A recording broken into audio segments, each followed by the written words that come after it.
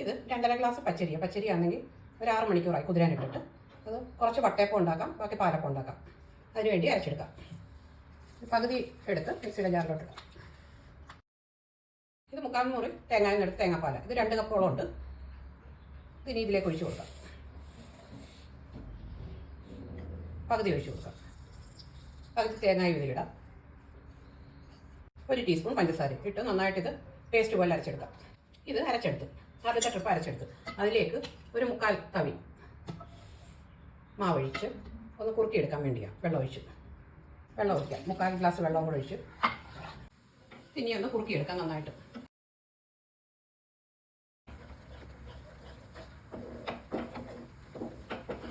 ഇനി ഇതൊന്ന് ഓഫാക്കി ഇതിനി ഒന്ന് തണുക്കട്ടെ. ഇനി അരച്ച മാവിലേക്ക് ഈ കപ്പി കാച്ചിയത് പകുതിയാക്കാം. പഞ്ചസാര കുറച്ചുകൂടെ വേണ്ടവർക്ക് പഞ്ചസാര കുറച്ചുകൂടെ ചേർക്കാം. അപ്പത്തിന് അത്യാവശ്യം മധുരം വേണ്ടവർക്ക്. ഇതിലേക്ക് 1/4 ടീസ്പൂൺ ഈസ്റ്റ് ചേർക്കാം. കുറച്ച് വെള്ളം കൂടെ ചേർക്കാം. ഒന്നുകൂടി ഇത് അടിച്ചെടുക്കാം. ഇനി ഒരു പാത്രത്തിലേക്ക് ഒഴിച്ച് വെക്കാം. ഇത്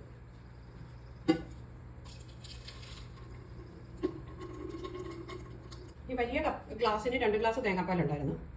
അതിൻ്റെ പകുതി എടുത്തത്. തേങ്ങാപ്പാൽ തന്നെ പോരാങ്കിൽ കുറച്ച് വെള്ളം കൂടെ ചേർക്കണം. ഇങ്ങനെ ആവണം. 4-5 മണിക്കൂർ ആകുമ്പോഴത്തേക്ക് ഇത് നന്നായിട്ട് പൊങ്ങി വരും. ഇനിയും ബാക്കി അരി അരച്ച് വെക്കാം. അത് വട്ടയപ്പത്തിനുള്ളതാണ്. ബാക്കി തേങ്ങ ഇത് 4 ഏലക്കായുടെ കുരുവ. അത് പിന്നെ ഏലക്കാപ്പൊടി ചേർത്താലും മതി, ചേർത്താലും മതി. പിന്നെ പഞ്ചസാര ചേർക്കണം. മധുരത്തിനനുസരിച്ചുള്ള പഞ്ചസാര ചേർക്കണം. ഞാനൊരു 3 ടേബിൾ സ്പൂൺ ചേർക്കുവാണ്. ബാക്കി തേങ്ങാപ്പാൽ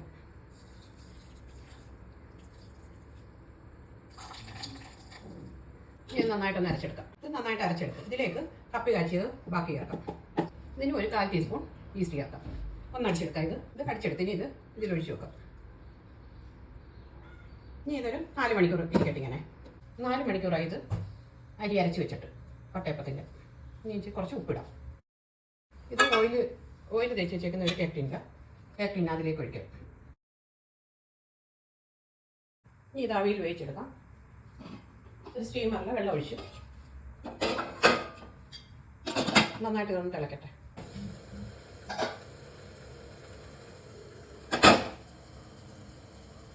ഇനി ഇതൊരു 20 മിനിറ്റ് കുക്ക് ചെയ്യാം. ഇതിപ്പം വെച്ചിട്ട് 10 മിനിറ്റായി. ഇതിൻ്റെ മുകളിൽ കാഷ്നട്ടും ഉണക്കമുന്തിരിയായത് അതിടാം. ഇപ്പം 20 മിനിറ്റായി. നമുക്ക് എന്തോന്ന് നോക്കാം.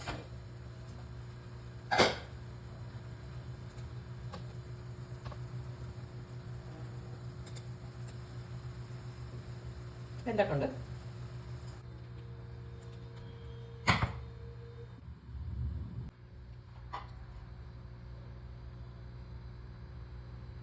ഇതൊന്ന് കട്ട് ചെയ്ത് നോക്കാം.